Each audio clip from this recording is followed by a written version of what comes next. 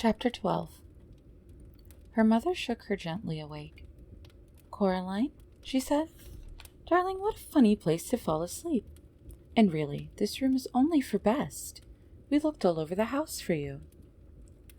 Coraline stretched and blinked. "I'm sorry," she said. "I fell asleep." "I can see that," said her mother. "And wherever did the cat come from? He was waiting by the front door when I came in, shot out like a bullet as I opened it." "Probably had things to do," said Coraline. Then she hugged her mother so tightly that her arms began to ache. Her mother hugged Coraline back. "Dinner in 15 minutes," said her mother. "Don't forget to wash your hands. And just look at those pajama bottoms. What did you do to your poor knee?" "I tripped," said Coraline. She went into the bathroom, and she washed her hands and cleaned her bloody knee. She put ointment on her cuts and scrapes, and she went into her bedroom, her real bedroom, her true bedroom. She pushed her hands into the pockets of her dressing gown, and she pulled out 3 marbles, a stone with a hole in it, the black key, and an empty snow globe. She shook the snow globe and watched the glittery snow swirl through the water to fill the empty world. She put it down and watched the snow fall, covering the place where the little couple had once stood. Coraline took a piece of string from her toy box, and she strung the black key on the string. Then she knotted the string and hung it around her neck. "There," she said. She put on some clothes and hid the key under her t-shirt. It was cold against her skin. The stone went into her pocket. Coraline walked down the hallway to her father's study. He had his back to her, but she knew, just on seeing him, that his eyes, when he turned around, would be her father's kind gray eyes, and she crept over and kissed him on the back of his balding head. "Hello, Coraline," he said. Then he looked around and smiled at her. "What was that for?" "Nothing," said Coraline. "I just miss you sometimes. That's all." "Oh, good," he said. He put the computer to sleep, stood up, and then, for no reason at all, he picked Coraline up, which he had not done for such a long time. Not since he had started pointing out to her she was much too old to be carried, and he carried her into the kitchen. Dinner that night was pizza, and even though it was homemade by her father, so the crust was alternately thick and doughy, and raw, or too thin and burnt, and even though he had put slices of green pepper on it, along with little meatballs and of all things pineapple chunks, Coraline ate the entire slice she had been given. Well, she ate everything except for the pineapple chunks. And soon enough, it was bedtime. Coraline kept the key around her neck, but she put the gray marbles beneath her pillow. And in bed that night, Coraline dreamed a dream. She was at a picnic under an old oak tree in a green meadow. The sun was high in the sky, and while there were distant fluffy white clouds on the horizon, the sky above her head was a deep, untroubled blue. There was a white linen cloth laid on the grass, with bowls piled high with food. She could see salads and sandwiches, nuts and fruits, jugs of lemonade, and water and thick chocolate milk. Coraline sat on one side of the tablecloth, while 3 other children took a side each. They were dressed in the oddest clothes. The smallest of them, sitting on Coraline's left, was a boy with red velvet knee breeches and a frilly white shirt. His face was dirty, and he was piling his plate high with boiled new potatoes, and with what looked like cold, whole-cooked trout. "This is the finest of picnics, lady," he said to her. "Yes," said Coraline, "I think it is. I wonder who organized it." "Why, I rather think you did, miss," said a tall girl sitting opposite Coraline. She wore a brown, rather shapeless dress, and had a brown bonnet on her head, which tied beneath her chin. "And we were more grateful for it, and for all that ever words can say." She was eating slices of bread and jam, deftly cutting the bread from a large golden brown loaf with a huge knife, then spooning on the purple jam with a wooden spoon. She had jam all around her mouth. "Aye, this is the finest food I have eaten in centuries," said the girl on Coraline's right. She was a very pale child, dressed in what seemed to be spider's webs, with a circle of glittering silver set in her blonde hair. Coraline could have sworn that the girl had 2 wings, like dusty silver butterfly wings, not bird wings, coming out of her back. The girl's plate was piled high with pretty flowers. She smiled at Coraline, as if it had been a very long time since she had smiled, and she had almost, but not quite, forgotten how. Coraline found herself liking this girl immensely. And then, in the way of dreams, the picnic was done, and they were playing in the meadow, running and shouting, and tossing a glittering ball from one to another. Coraline knew it was a dream then, because none of them ever got tired or winded or out of breath. She wasn't even sweating. They just laughed and ran in a game that was partly tag, partly piggy in the middle, and partly just a magnificent romp. 3 of them ran along the ground, while the pale girl fluttered a little over their heads, swooping down on butterfly wings to grab the ball and swing up again into the sky before she tossed the ball to one of the other children. And then, without a word about it being spoken, the game was done, and the 4 of them went back to the picnic cloth, where the lunch dishes had been cleared away, and there were 4 bowls waiting for them, 3 of ice cream, 1 of honeysuckle flowers piled high. They ate with relish. "Thank you for coming to my party," said Coraline, "if it is mine." "The pleasure is ours, Coraline Jones," said the winged girl, nibbling another honeysuckle blossom. "If there were but something we could do for you to thank you and to reward you." "Aye," said the boy with the red velvet breeches and the dirty face. He put out his hand and held Coraline's hand with his own. It was warm now. "It's a very fine thing you did for us, miss," said the tall girl. She now had a smear of chocolate ice cream all around her lips. "I'm just pleased it's all over," said Coraline. Was it her imagination, or did a shadow cross the faces of the other children at the picnic? The winged girl, the circlet in her hair glittering like a star, rested her fingers for a moment on the back of Coraline's hand. "It is over and done with, for us," she said. "This is our staging post. From here, we 3 will set out for uncharted lands, and what comes after no one alive can say." She stopped talking. "There is a but, isn't there?" said Coraline. "I can feel it, like a rain cloud." The boy on her left tried to smile bravely, but his lower lip began to tremble, and he bit it with his upper teeth, and said nothing. The girl in the brown bonnet shifted uncomfortably, and said, "Yes, miss." "But I got you 3 back," said Coraline. "I got Mom and Dad back. I shut the door. I locked it. What more was I meant to do?" The boy squeezed Coraline's hand with his. She found herself remembering when it had been she trying to reassure him, when he was little more than a cold memory in the darkness. "Well, can't you give me a clue?" asked Coraline. "Isn't there something you can tell me?" "The beldam swore by her good right hand," said the tall girl, "but she lied." My governess," said the boy, "used to say that nobody has ever given more to shoulder than he or she can bear." He shrugged as he said this, as if he had not yet made his own mind up whether or not it was true. "We wish you luck," said the winged girl. "Good fortune and wisdom and courage, although you have already shown that you have all 3 of these blessings, and in abundance." "She hates you," blurted out the boy. "She hasn't lost anything for so long. Be wise, be brave, be tricky." "But it's not fair," said Coraline in her dream angrily. "It's just not fair. It should be over." The boy with the dirty face stood up and hugged Coraline tightly. "Take comfort in this," he whispered. "Thou'rt alive. Thou livest." And in her dream, Coraline saw that the sun had set and the stars were twinkling in the darkening sky. Coraline stood in the meadow, and she watched as the 3 children, 2 of them walking, 1 flying, went away from her across the grass, silver in the light of the huge moon. The 3 of them came to a small wooden bridge over a stream. They stopped there and turned and waved, and Coraline waved back. And what came after was darkness. Coraline woke in the early hours of the morning, convinced she had heard something moving, but unsure what it was. She waited. Something made a rustling noise outside her bedroom door. She wondered if it was a rat. The door rattled.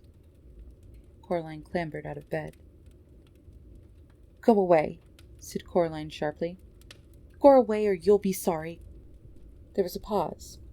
Then the whatever it was scuttled away down the hall. There was something odd and irregular about its footsteps, if they were footsteps. Coraline found herself wondering if it was perhaps a rat with an extra leg. "It isn't over, is it?" she said to herself. Then she opened the bedroom door. The gray, pre-dawn light showed her the whole of the corridor, completely deserted. She went toward the front door, sparing a hasty glance back at the wardrobe door mirror hanging on the wall at the other end of the hallway, seeing nothing but her own pale face staring back at her, looking sleepy and serious. Gentle, reassuring snores came from her parents' room, but the door was closed. All the doors off the corridor were closed. Whatever the scuttling thing was, it had to be here somewhere. Coraline opened the front door and looked at the gray sky. She wondered how long it would be until the sun came up, wondered whether her dream had been a true thing, while knowing in her heart that it had been. Something she had taken to be part of the shadows under the hall couch detached itself from beneath the couch and made a mad scrambling dash on its long white legs, heading for the front door. Coraline's mouth dropped open in horror, and she stepped out of the way as the thing clicked and scuttled past her, out of the house, running crab-like on its too many tapping, clicking, scurrying feet. She knew what it was, and she knew what it was after. She had seen it too many times in the last few days, reaching and clutching and snatching and popping black beetles obediently into the other mother's mouth. 5-footed, crimson-nailed, the color of bone. It was the other mother's right hand. It wanted the black key. Chapter 13. Coraline's parents never seemed to remember anything about their time in the snow globe. At least, they never said anything about it, and Coraline never mentioned it to them. Sometimes she wondered whether they had ever noticed that they had lost 2 days in the real world, and came to the eventual conclusion that they had not. Then again, there are some people who keep track of every day and every hour, and there are people who don't, and Coraline's parents were solidly in the second camp. Coraline had placed the marbles beneath her pillow before she went to sleep that first night home in her own room once more.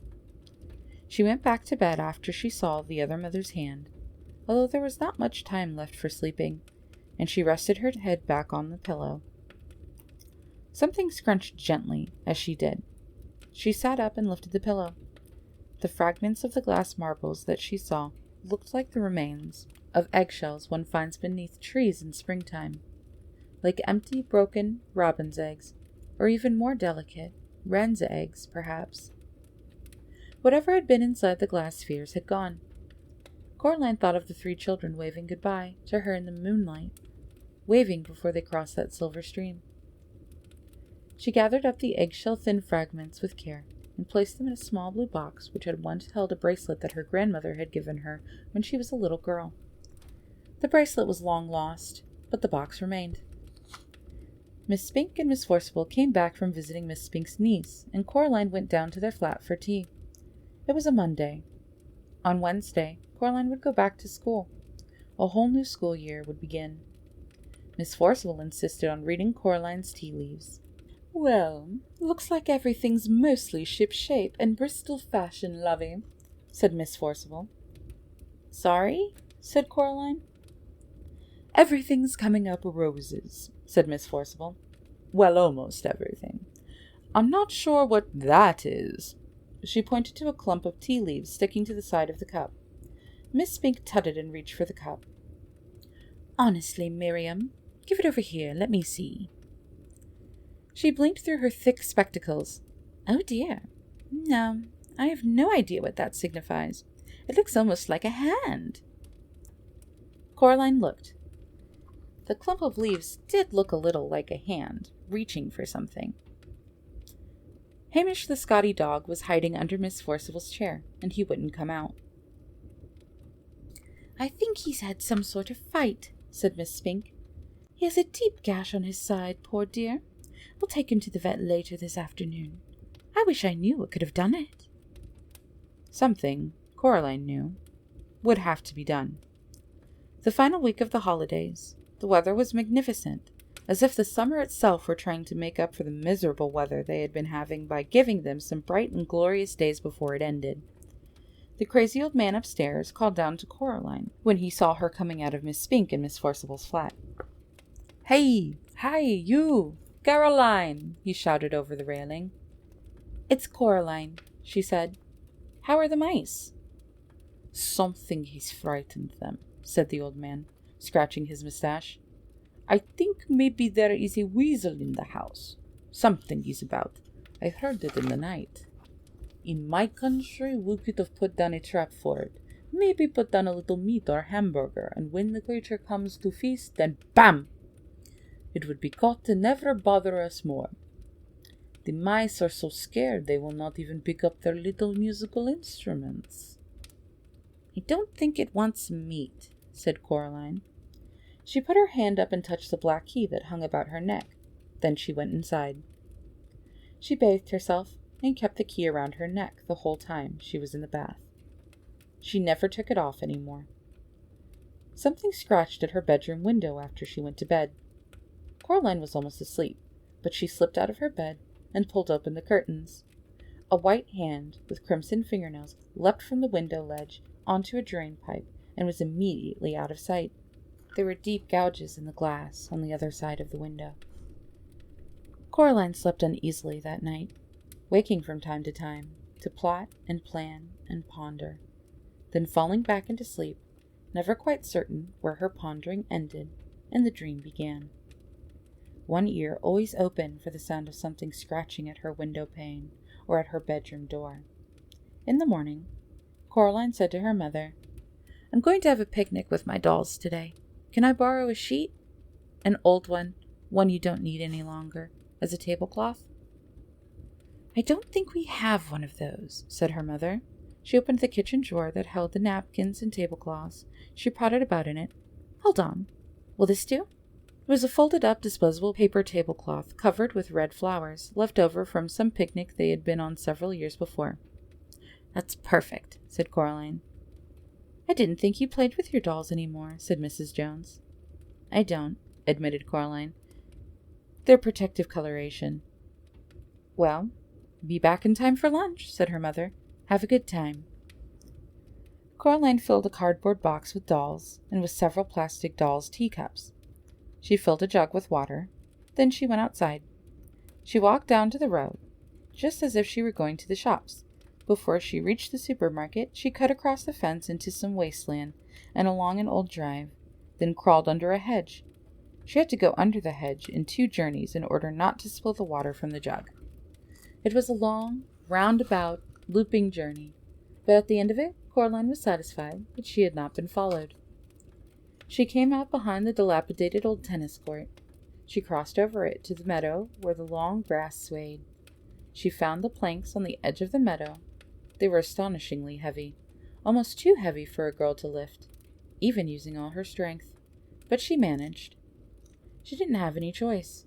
She pulled the planks out of the way, one by one, grunting and sweating with the effort, revealing a deep, round, brick-lined hole in the ground. It smelled of damp and the dark. The bricks were greenish and slippery. She spread out the tablecloth and laid it carefully over the top of the well. She put a plastic doll's cup every foot or so at the edge of the well, and she weighed each cup down with water from the jug. She put a doll in the grass beside each cup, making it look as much like a doll's tea party as she could. Then she retraced her steps back under the hedge, along the dusty yellow drive, around the back of the shops, back to her house. She reached up and took the key from around her neck. She dangled it from the string, as if the key were just something she liked to play with. Then she knocked on the door of Miss Spink and Miss Forcible's flat. Miss Spink opened the door. "Hello, dear," she said. "I don't want to come in," said Coraline. "I just wanted to find out how Hamish was doing." Miss Spink sighed. "The vet says that Hamish is a brave little soldier," she said. "Luckily, the cat doesn't seem to be infected." We cannot imagine what could have done it. The vet says some animal, he thinks, but has no idea what. Mr. Bobo says he thinks it might have been a weasel. Mr. Bobo? The man in the top flat, Mr. Bobo. Fine old circus family, I believe. Romanian or Slovenian or Livonian or one of those countries. Bless me, I can never remember them any more. It had never occurred to Coraline that the crazy old man upstairs actually had a name, she realized. If she'd known his name was Mr. Bobo, she would have said it every chance she got. How often do you get to say a name like Mr. Bobo aloud? Oh, said Coraline to Miss Spink. Mr. Bobo. Right. Well, she said, a little louder, I'm going to go play with my dolls now, over by the old tennis court, round the back. That's nice, dear, said Miss Spink. Then she added confidentially, Make sure you keep an eye out for the old well. Mr. Lovat, who was here before your time, said that he thought it might go down for half a mile or more. Coraline hoped that the hand had not heard this last, and she changed the subject. This key? Said Coraline loudly. Oh, it's just some old key from our house. It's part of my game. That's why I'm carrying it around with me on this piece of string.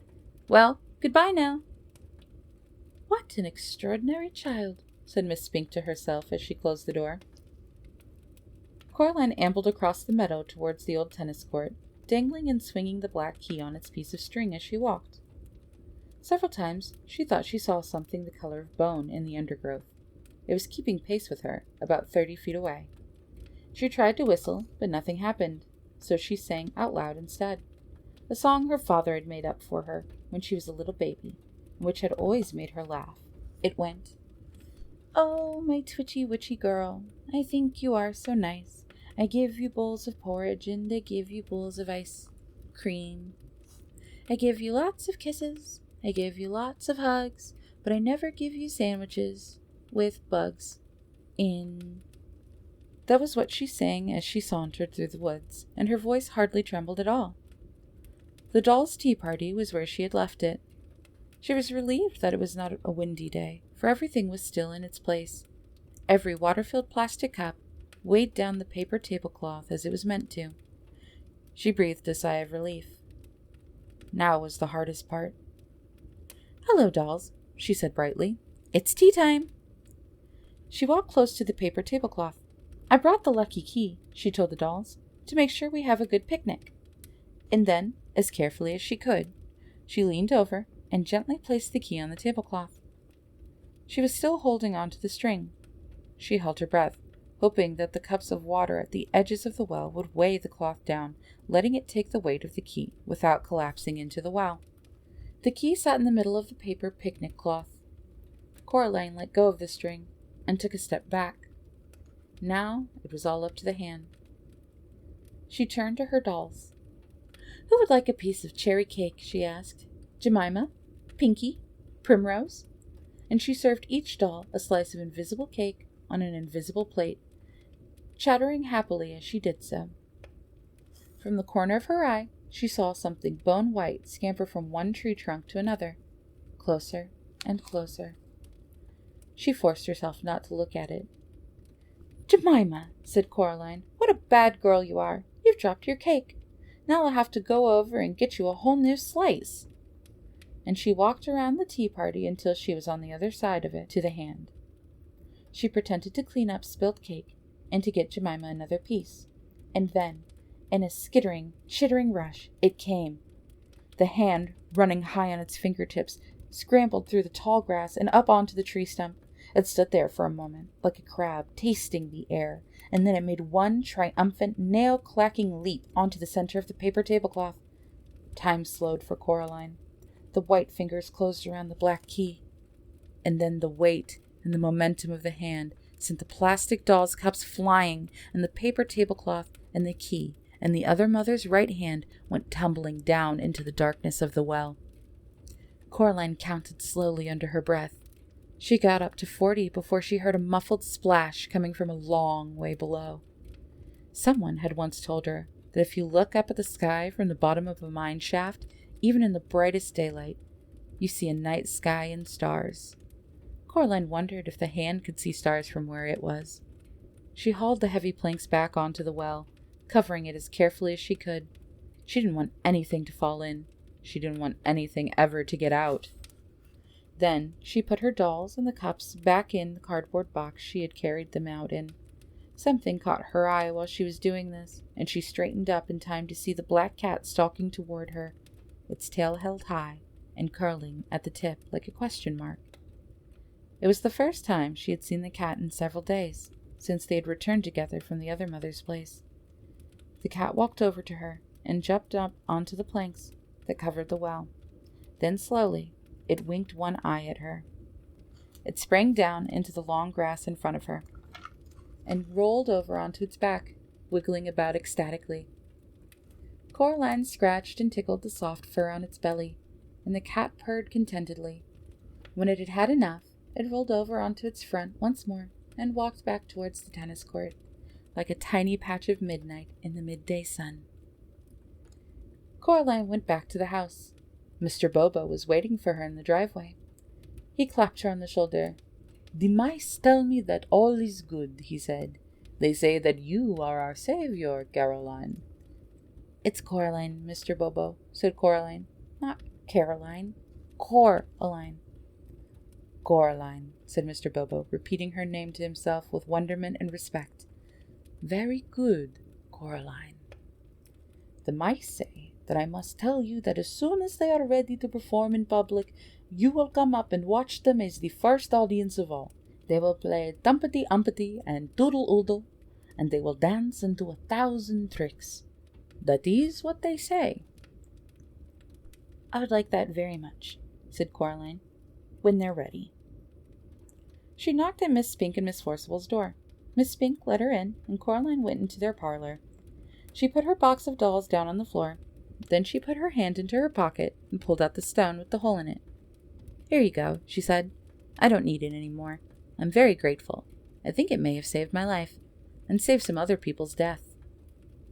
She gave them both tight hugs, although her arms barely stretched around Miss Spink, and Miss Forcible smelled like raw garlic she had been cutting. Then Coraline picked up her box of dolls and went out. "What an extraordinary child," said Miss Spink. No one had hugged her like that since she had retired from the theater.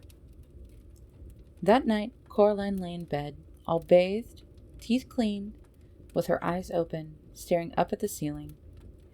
It was warm enough that, now that the hand was gone, she had opened her bedroom window wide. She had insisted to her father that the curtains not be entirely closed. Her new school clothes were laid out carefully on her chair for her to put on when she woke. Normally on the night before the first day of term, Coraline was apprehensive and nervous, but she realized there was nothing left about school that could scare her anymore. She fancied she could hear sweet music on the night air. The kind of music that can only be played on the tiniest silver trombones and trumpets and bassoons, on piccolos and tubas so delicate and small that their keys could only be pressed by the tiny pink fingers of white mice. Coraline imagined that she was back again in her dream, with the two girls and the boy under the oak tree in the meadow, and she smiled. As the first stars came out, Coraline finally allowed herself to drift into sleep, while the gentle upstairs music of the mouse circus spilled out onto the warm evening air, telling the world that the summer was almost done.